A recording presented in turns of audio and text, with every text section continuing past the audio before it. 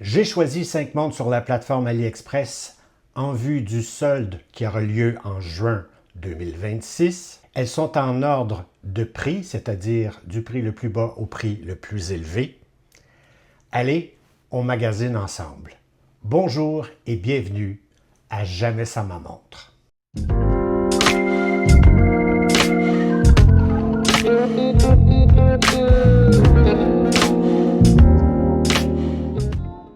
On commence avec la SD 1970 de Steel Dive.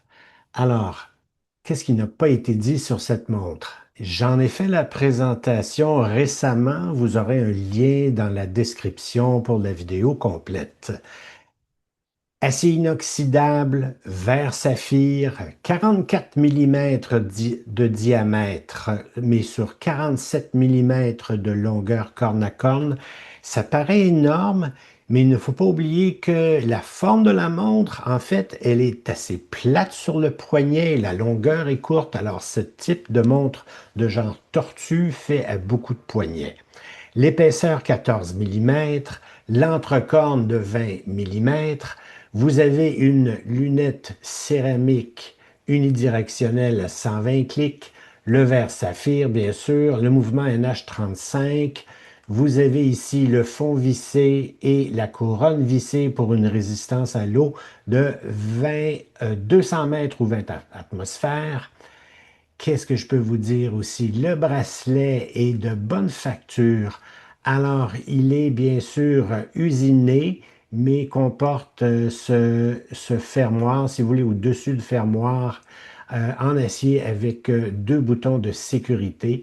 La montre est offerte en plusieurs coloris. Elle est un petit peu moins chère si vous la choisissez sur bracelet de caoutchouc, bien sûr, ou de résine. Remarquez ici que le bracelet, il est acier brossé, sur la façade poli sur les côtés, maillon ajustable par goupille à friction et non vissé.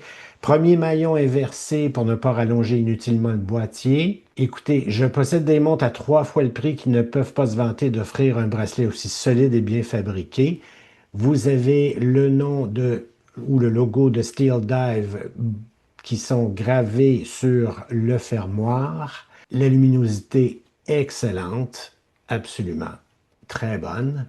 C'est quand même une grosse montre. Elle est très présente, donc si vous avez un poignet un peu plus fin, elle pourrait ne pas vous convenir. En revanche, son boîtier de style tortille, sa longueur corne à corne, fait qu'elle reste très bien en place au poignet. Si vous trouvez que c'est un peu massif, un autre bracelet que le bracelet d'acier pourrait créer l'illusion qu'elle est un peu plus petite que ses mesures. Le prix cible pour cette montre, sous les 120 $ canadiens, probablement un peu plus proche de 100 $. À mon avis, une des meilleures affaires, sinon la meilleure affaire sur AliExpress. La deuxième montre est cette Watch Dives WD5513. Alors, vous l'avez disponible présentement seulement avec cadran noir. Il y a déjà eu d'autres versions, mais pour l'instant, c'est le noir qui est disponible. Si sa construction et sa finition sont similaires à celle de la W1970 que je viens vous présenter, allez-y en toute confiance pour ce prix. Vous ne serez pas déçus. Alors, pour cette montre, votre prix cible devrait être autour de 200 $. On parle ici d'une montre avec en acier 316L, évidemment, bracelet de même matériau. Vous avez ici un verre cristal de saphir bombé, revêtement anti-reflet à haute transparence, 3 couches.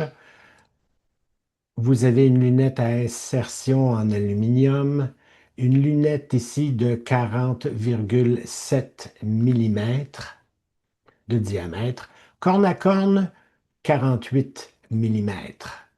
C'est juste à la limite de ce qui est confortable. L'épaisseur 12,4 mm, y compris le verre. Le mouvement ici, on va se gâter un peu. Ici, non, on n'est plus sur le Seiko NH35, mais sur le PT5000, un mouvement chinois qui bat à 28 800 vibrations à l'heure et ce qui vous donne un balayage beaucoup plus fluide, 25 rubis. On parle ici d'une copie de mouvement ETA suisse. Vous avez la largeur du bracelet à 20 mm. Vous avez 5 trous d'ajustement sur le bracelet. Couronne vissée, fond vissé, bien sûr. Résistance à l'eau, 200 mètres, 20 bars. Luminosité excellente, bien sûr. Très, très bonne. Une très bonne affaire.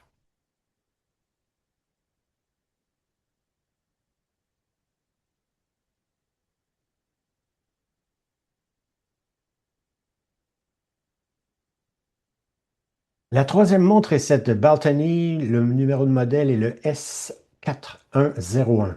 Ça, ici, on est dans une montre chic, habillée vintage, et ça fait très différent. Remarquez ici que Baltony est une marque qui fabrique des montres inspirées d'une autre époque et leur qualité est surprenante pour le prix. Remarquez la pente que vous avez ici au niveau du cadran qui fait penser un peu à ces montres antiques qu'on appelle pie plate ou plat pour une tarte, si vous voulez, ou moule à tarte. Alors, il y a une légère pente ici vers les indices. Le diamètre 38,5 avec la couronne 41 mm, c'est un peu plus compact pour une montre qui est un peu plus habillée. L'épaisseur, attendez, 10,4 dans sa version automatique, 9,3 dans sa version à remontage manuel. Elle est offerte en quelques coloris. Vous l'avez ici en noir avec bracelet noir de cuir, en cadran blanc avec indice et aiguille dorée, boîtier doré sur bracelet marron. La même chose ici, mais saumon. Ici, blanc avec la petite trotteuse, ici la petite seconde bleue. Et finalement, la même chose ici, tout en noir, avec un boîtier doré sur bracelet de cuir noir. Alors, le mouvement pour cette montre, bien sûr, vous ne serez pas très surpris d'apprendre que ici, on est sur un mouvement chinois Seagull ST 1701 s'il est automatique et ST 1700 s'il est à remontage manuel. Le verre est de saphir avec anti-reflet.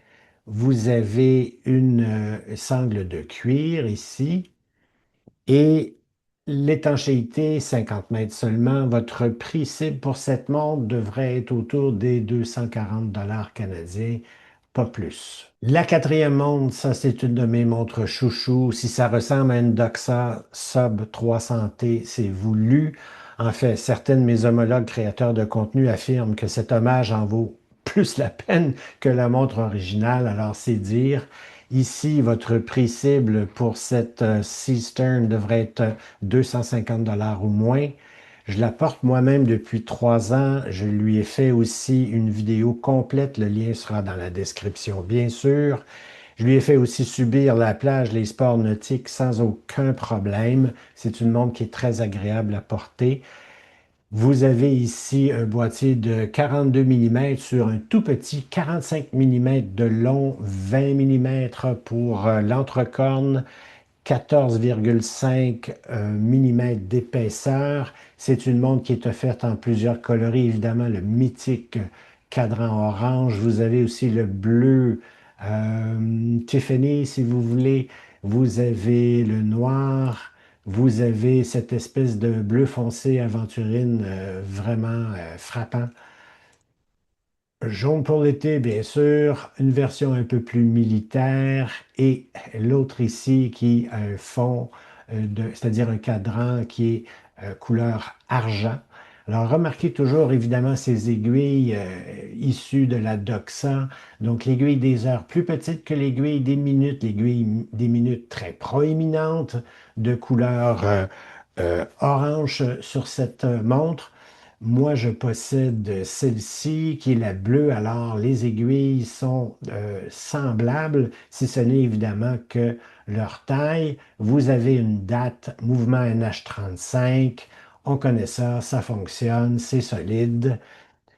Vous avez une lunette unidirectionnelle qui est ferme, qui est convaincante, une étanchéité qui est non homologuée, mais à 200 mètres, et croyez-moi, je lui ai fait subir tous les sévices et elle fonctionne très bien. L'illumination ici, c'est assuré par le procédé BGW9, très visible la nuit, sans aucun problème. Avec ses 172 grammes, c'est une bonne présence au poignet. Euh, Par contre, le bracelet de type perle de riz est très confortable. C'est une belle réussite pour son prix. Alors encore une fois, à 250 dollars canadiens ou moins. N'oubliez pas de vous abonner à la chaîne, de donner un like à la vidéo et surtout d'activer le rappel pour être informé des nouvelles vidéos publiées sur la chaîne et ne rien manquer. Je publie une émission à peu près à tous les mois. Mais surtout, merci d'être là. Notre cinquième montre est cette Thorn T023 version 2 avec mouvement PT5000 chinois automatique sur un boîtier de 40 mm, version vraiment vintage. Vous voyez ici le type de cadran ici qui est une espèce de marron un peu fatigué, ainsi que la couleur, la teinte de la lunette un peu qui nous fait croire que ça a déjà été noir, mais ça a été avec le temps et avec l'usure devenu un peu plus fade vers le gris. Et sinon, vous avez le modèle noir avec les indices et les lunettes façon vintage un peu jaunies, ou la version imitation Tudor avec ses fameuses aiguilles Snowflake et ce sont ces indices carrés aux heures. Ce bracelet qui a des espèces de rivets sur le côté, un boîtier 316L, acier inoxydable bien sûr, bracelet de même matériau, cristal de saphir avec anti-reflet, aluminium pour faire un peu plus vieillot, plus vintage, une longueur corne à corne de tout de suite, tout juste en dessous de 47 mm, donc très facile à porter, épaisseur de 12,3 mm, taille du bracelet ici entre cornes 20 mm. Une montre, évidemment, qui se prêtera à toutes sortes de bracelets, facile à porter, résistance à l'eau homologuée 200 mètres. Ce n'est pas vérifié, mais avec un fond vissé et une couronne vissée, vous pouvez presque en être certain. On nous affiche ici un poids de 129 grammes. J'ai un peu un doute là-dessus. Ça se pourrait que ça soit juste un petit peu plus que 129 grammes, mais probablement un peu plus proche de 135, 140, peut-être même jusqu'à 150, il faut voir ici. J'ai un très bon ami à moi qui vient d'en acheter une et qui est extrêmement satisfait.